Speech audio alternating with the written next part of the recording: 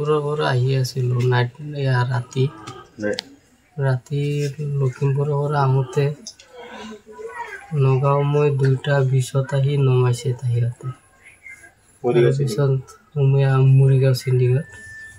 তাৰপিছত তাত গাড়ী নথকাৰ কাৰণে মই আহি আছিলোঁ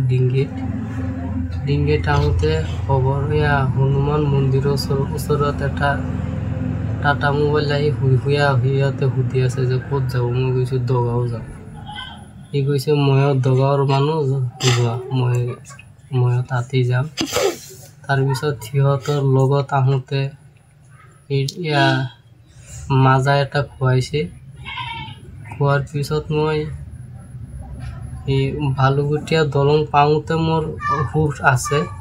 তাৰপিছত কি হৈছে তাৰপিছত মই ক'ব নোৱাৰোঁ মানুহজন চিনাক্ত হৈছে মানুহজন দেখিলে মই চিনি পাম গাড়ী নম্বৰটো মনত আছে গাড়ী নম্বৰ মনত নাই গাড়ী নম্বৰ চোৱা নাই মই আপোনাৰ নাম কি মোৰ নাম শহীদুল ইছলাম গাঁওখনৰ নাম দগাঁও এফআইআৰ দিছে আমাৰ দগাঁৱৰ ল'ৰাটো শহীদুল ইছলাম আহি থাকোঁতে এনেকুৱা এটা ঘটনা হৈ গ'ল এতিয়া আমি এইটোৱে ক'ব বিচাৰোঁ যে আমি ৰাতি অহা যোৱা কৰা আমাৰ অসুবিধা হৈ গৈছে আমাৰ নিৰাপত্তাহীনত ভুগি আছোঁ আমি যাতে আমাৰ পুলিচ বিভাগে যাতে এইটো খুব সোনকালেই এই কৰায়ত্ব কৰি শাস্তি প্ৰদান কৰে আমি এইটোৱে বিচাৰোঁ আমাৰ সচেতন ৰাইজসকলে এইটো বিচাৰে তেখেত যোৱা 8 তাৰিখে লখিমপুৰৰ পৰা আহি আছিলে মৰিগাঁও চিণ্ডিকেটত নামি ইফালে আহি থাকোঁতে কোনোবা মাছৰ গাড়ী এটা টাটা মোবাইল দি ঘৰলৈ আহিম বুলি উঠাই লৈ আহি আছিলে তেতিয়া তেওঁ বিষাক্ত কিবা বস্তু খুৱাই পেলাই অচেতন অৱস্থাত এই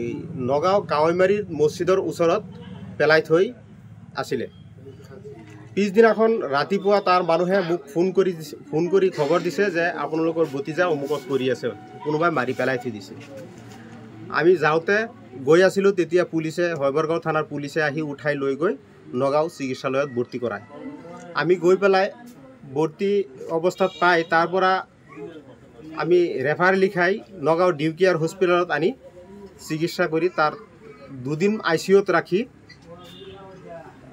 এতিয়া আমি ঘৰলৈ আহিছোঁ 2 দিন ICUত ৰাখি 2 দিন আৰু বেডত ৰাখি আমি বৰ্তমান ঘৰত আনিছোঁ তো এতিয়া মই বিভাগীয় কৰ্তৃপক্ষক পুলিচক আবেদন জনাম যে আমি এই বিষাক্ত বস্তু খোৱা লুটপাট কৰি টকা পইচা লৈ যোৱা মানুহজনক আমি আইডেণ্টিফাই কৰি আমি হৈবৰগাঁও থানাত এজাহাৰ এখন দাখিল কৰিছোঁ আৰু সেই বিষয়ত যাতে নগাঁও আৰক্ষী মহোদয়ে দোষীক উপযুক্ত শাস্তি দিয়ে অনতিপলমে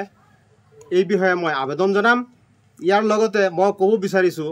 নগাঁও আৰক্ষী যদি সচেতন নহয় তেতিয়াহ'লে আমাৰ নিৰাপত্তা অতি গুৰুত্বপূৰ্ণ কথা হৈ গৈছে আমি নগাঁৱত ৰাতি অহা যোৱা কৰা খুব ভয়ৰ কথা হৈ গৈছে আমি ঘৰৰ পৰা ওলাব নোৱাৰা অৱস্থা হৈ গৈছে যাতে